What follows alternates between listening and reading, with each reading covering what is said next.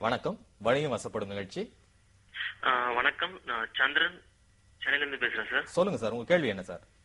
Actually நான் வந்து gain India and Reliance power அப்புறம் ஒரு 3-4 கம்பெனி வந்து 50-50 யூனிட்ஸ் ஹோல்ட் பண்ணிருந்தேன் ஒரு 1.5 years பிஃபோர். சரி. கெயின் இந்தியா வந்து 200 அந்த ரேஞ்சில, ரிலையன்ஸ் ஆர் பவர் வந்து ஹோல்டிங்ல ஸ்டார்டிங் ஐபிஓ ரிலீஸ் அப்போ எடுத்தது. சரி. ஆவரேஜ் பண்ணி ஒரு 300ல ஆவரேஜ் பண்ணேன், அப்புறம் ஒரு 150ல ஆவரேஜ் பண்ணேன். என்ன நிலைமைக்கு போகனே தெரியல. சரி, ரிலையன்ஸ் பவர் அது நீங்க ரெண்டாவது ஆக்சுவலி அது வந்து RNRல அவங்க வந்து மிங்கிள் பண்ணிட்டாங்க. சோ அதுல இந்த ஷேர்ஸ் இந்த மாதிரி இது குடுத்துட்டதால அவங்க போனஸ் கொடுத்து அப்படியே கம்மியாயிட்டே போயிடுச்சு. ஓகே, அது கிளியர் பிக்சர் கிடைக்கணும். ஹோல்ட் பண்ணலாமா இல்ல நான் லாஸ் புக் பண்ணிட்டு வெளியில வந்துடலாமா? சரி சார்.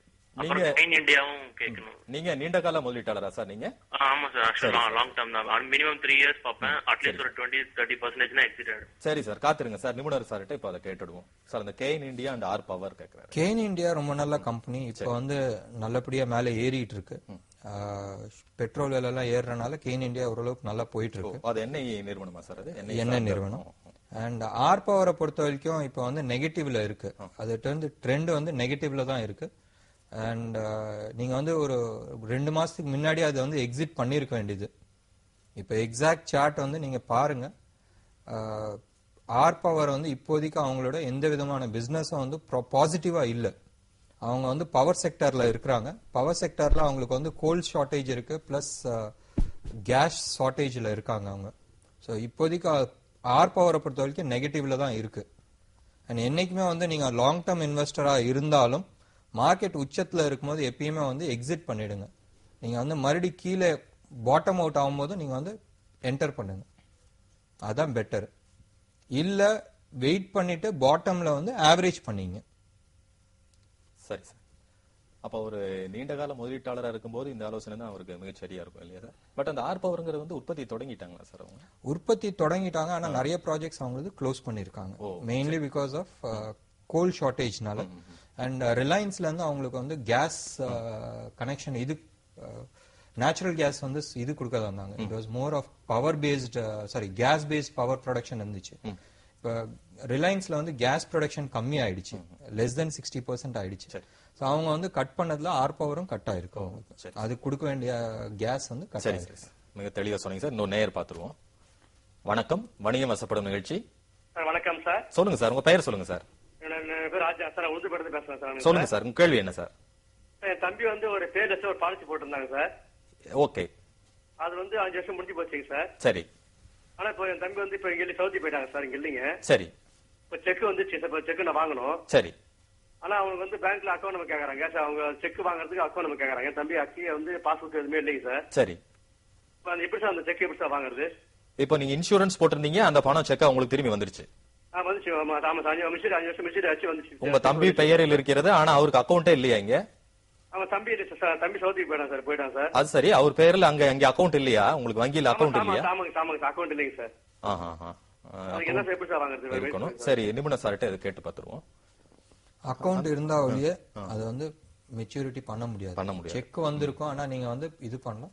மேபி ஒரு ஆப்ஷன் இருக்கு, நீங்க உங்க பேங்க் அக்கௌண்ட் எங்க இருக்கோ அங்க போய் மேனேஜர்ட்ட வேணா ரிக்வெஸ்ட் பண்ண முடியும். மேனேஜர் வந்து ஒத்துக்கிட்டாங்கன்னா உங்க அந்த செக் வந்து உங்க அக்கௌண்ட்ல இது பண்ணிக்கலாம். கண்டிப்பா. இல்லன்னா இந்த ரூல்ஸ் இல்லன்னா உங்களுக்கு எல்லாரும் மிஸ்யூஸ் பண்றது தவிர கிடையாது. இது மேனேஜரோட டிஸ்கிரிஷன்ல தான் பண்ண முடியும்.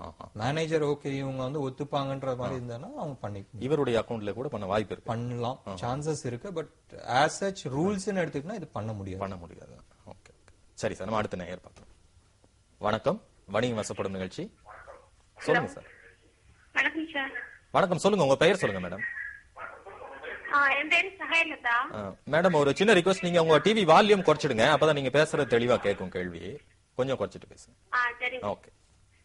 என் பேரு சஹயலதா. நான் வந்து நாகர்கோயில் கடியப்பட்டினத்துல இருந்து பேசுறேன். சொல்லுங்க மேடம். பஜாஜ் அலையன்ஸ்ல நான் வந்து 2 பாலிசி எடுத்திருக்கேன். அது வந்து ஒண்ணு வந்து வருஷத்துக்கு 10,000 ரூபாய்க்கு 3 years கட்டியிருக்கேன். அது 5 years இப்ப கம்ப்ளீட் ஆயிடுச்சு. சரி. இன்னொன்னு வந்து 2,500 ரூபாய் 3 மாசத்துக்கு ஒரு வாட்டி அப்படி பண்ணிருக்கேன். அதுவும் 5 years கம்ப்ளீட் ஆயிட்டு. சரி. எப்படி சார் 2 பாலிசியுமே இப்ப எடுக்கலாமா? அது 2 பாலிசி வந்து நிறைய திட்டங்கள் இருக்கனால உங்களுக்கு என்ன யூலி பாலிசின்னு சொன்னாங்களா, அதாவது பங்குச்சந்தை சம்பந்தப்பட்ட பாலிசின்னு சொன்னாங்களா, இல்ல வெறும் இன்சூரன்ஸா மட்டும் இருக்கா? அது ஏதாவது தெரியுமா மேடம் உங்களுக்கு? பங்குச்சந்தை சொன்னாங்க. சரி, அப்ப அது யூலி பாலிசியா தான் இருக்கும். சார்கிட்ட கேட்டுடுவோம் காத்துருங்க மேடம். பங்கு சந்தை இன்சூரன்ஸ் பேஸ்ட் இன்னைக்கு டேட்ல வந்து செல் பண்றவங்க எல்லாருமே, இதுக்கு முன்னாடி செல் பண்ணவங்க எல்லாமே வந்து யூலிப் பேஸ்டு இன்சூரன்ஸ் தான் வித்திருக்காங்க. இப்போ வந்து எக்ஸிட் பண்றதை வந்து அவாய்ட் பண்ணிக்கிறது பெட்டர். மேபி இன்னும் 2 வருஷம் இது பண்ணா நல்லா இருக்கும். ஏன்னா இப்ப பங்கு சந்தை வந்து பாட்டம்ல இருக்கு. இவங்க போட்ட காசு திட்ட வரதுக்கு சான்சஸ் இருக்கு. ஏன்னா 2 தடவை வந்து மார்க்கெட் கீழே போய் வந்திருக்கு. இப்ப மார்க்கெட் பாட்டம்ல தான் இருக்கு. இவங்க வந்து அட்லீஸ்ட் இன்னும் ஒரு 2 இயர்ஸ் கழிச்சு எடுத்தா ஓரளவுக்கு நல்ல ரிட்டர்ன்ஸ் கிடைக்கும். சரி, இப்போ எடுத்தா அவங்க வந்து மினிமம் ரிட்டர்ன்ஸ்ல தான் வர முடியும். சரி. அப்போ ஏன்னா மார்க்கெட் ரொம்ப கீழே இருக்கனால இப்ப எடுத்துறது அவாய்ட் பண்ணிக்கிறது நல்லது. பொறுமையா காத்திருந்தா அவங்களுக்கு இன்சூரன்ஸ் கவரேஜும் இருக்கும், முதலீட்டுல லாபம் கிடைக்கிறதுக்கும் வாய்ப்பு இருக்கு. சரி சரி. ஏன்னா இவங்க வந்து மார்க்கெட் டாப் வந்து 6300 இருந்துச்சு. இப்போ வந்து ஆல்மோஸ்ட் 4900 வந்திருக்கு. 1500 பாயிண்ட் கீழே இருக்கு. சோ இது வந்து மேல போகும்போது நல்லா இருக்கும், உங்களுக்கு ரிட்டர்ன்ஸ் நல்லா இருக்கும். அந்த சமயத்துல இவங்க பார்த்து விக்கணும். ஆமா, சரி சார். எக்ஸிட் பண்ணிக்கிறது பெட்டர். இது விக்கிறது கிடையாது, எக்ஸிட் பண்ணி மெச்சூரிட்டி. Okay okay. அடுத்த நேயர் பாத்துருவோம் சார். வணக்கம், வணிக வசப்படும் நிகழ்ச்சி. வணக்கம். ஹலோ, வணக்கம். சொல்லுங்க சார், உங்க பெயர் சொல்லுங்க சார். செல்வராஜ். சொல்லுங்க சார், உங்க கேள்வி என்ன சார்? சொல்லுங்க செல்வராஜ் சார். பவன் பேசுறேங்க. சொல்லுங்க. பிஎஸ்சிஎல் இந்தியா லிமிடெட்னு ஒரு இன்ஸ்டால்மெண்ட் பேமெண்ட் ஒன்று சொல்லியிருக்காங்க. கம்பெனி தரமான கம்பெனிங்கன்னு கேட்கலாம். என்ன கம்பெனி நிறுவனம் பேர் என்ன சொன்னீங்க சார்? பிஎஸ்சிஎல் பேர்லெஸ். பியர்லெஸ்ஸா? போர்லெஸ். சரி சரி சரி. அது இன்சூரன்ஸ், முழுக்க இன்சூரன்ஸ் திட்டங்களா அது?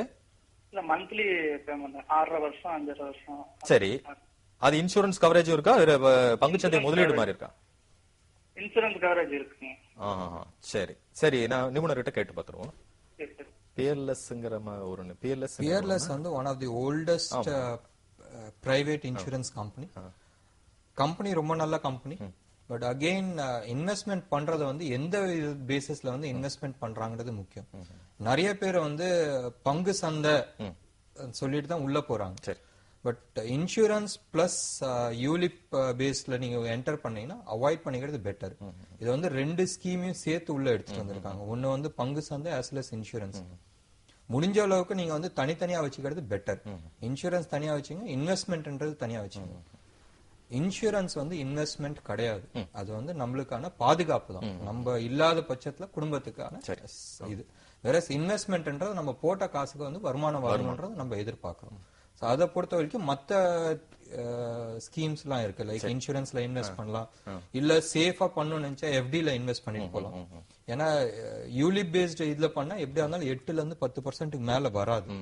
வேற நீங்க வந்து எஃப்டில போனா இன்னைக்கு டேட்ல வந்து ஆல்மோஸ்ட் 10% வரைக்கும் வருது. ஷேர்ஸ்ல போறாங்க லாங் டர்ம் இன்வெஸ்டர்னா அரௌண்ட் 14 to 15% வரும். சரி. சோ அதுக்கு தந்தாப்புல நம்ம பிளான் பண்ணிக்கலாம். சோ இது வந்து இன்வெஸ்ட்மெண்டா வேணுமா இல்ல இன்சூரன்ஸா வேணுமான்றது பிரிச்சு அவங்க முடிவு பண்ணிக்கணும். இன்னைக்கு டேட்ல வந்து நிறைய பேர் அந்த இதுல தான் கன்ஃபியூஷனா இருக்காங்க. இன்சூரன்ஸ் இன்வெஸ்ட்மெண்ட் கிடையாது, இன்சூரன்ஸ் செக்யூரிட்டி தான். வேற இன்வெஸ்ட்மெண்ட்ன்றது தனியா எடுத்து காப்பீடு தனியா, காப்பீட்டுக்காக மட்டுமே பாலிசி எடுத்துக்கணும். முதலீட்டுக்குன்னு தனியா லாபத்துக்காக என்ன ரிஸ்கா அவங்க ரிஸ்க்கு தகுந்த மாதிரி முதலீடு பண்றது சரியா இருக்கும். சரி சரி. இதுல வந்து ஒரு சின்ன கிளாரிபிகேஷனும் கொடுக்கணும்னு நான் விருப்பப்படுறேன். சொல்லுங்க சார். மார்க்கெட்ல வந்து இப்ப இன்ஃபிளேஷன்றது ஆல்மோஸ்ட் 10ல இருந்து 12%ல இருக்கு. நேத்து வந்து 8%ல வந்து இருக்குன்னு சொல்லியிருக்காங்க. பணவீக்கம் சராசரியா எடுத்துக்கிட்டா 10%ல தான் இருக்கு. வேற இன்சூரன்ஸ்ல வந்து நீங்க போடுற கேஷ்க்கு வந்து சராசரியா 8%க்கு மேல வந்து ரிட்டர்ன்ஸ் கிடையாது.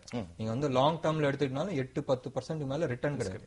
சோ நீங்க என்ன காசு போடுறீங்களோ அந்த காசுக்கான வருமானம் தான் உங்களுக்கு வரப்போகுது. இன்னைக்கு வந்து 1 லட்சம் ரூபாய்க்கு நீங்க வந்து ஒரு பொருள் வாங்குறீங்கன்னா அது மெச்சூரிட்டி ஆகி வரும்போதும் உங்களுக்கு அந்த அளவுக்கு தான் நீங்க வாங்க முடியும். சரி. அண்ட் சோ இன்சூரன்ஸ் வந்து இன்வெஸ்ட்மெண்டா தயவு செஞ்சு எடுத்துக்க பார்க்கவே கூடாது. இன்சூரன்ஸ் காப்பீடா மட்டும் தான் பார்க்கணும். கட்டாயம். கண்டிப்பா சார். இன்வெஸ்ட்மெண்ட்ன்றது உங்க இன்ஃப்ளேஷனுக்கு மேல வரதான் வந்து உங்களுக்கு பெட்டர். ஓகே சார், மிக தெளிவா சொன்னீங்க சார். நேயர்களே, சுவாரஸ்யமாக சென்று கொண்டிருக்கும் இன்றைய நிகழ்ச்சியில் ஒரு சிறிய இடைவேளைக்கு பிறகு ஏராளமான முதலீட்டு ஆலோசனைகள், உங்களது கேள்விகளுக்கு பதில்கள் தயாராக உள்ளன. சிறிய இடைவேளைக்கு பிறகு மீண்டும்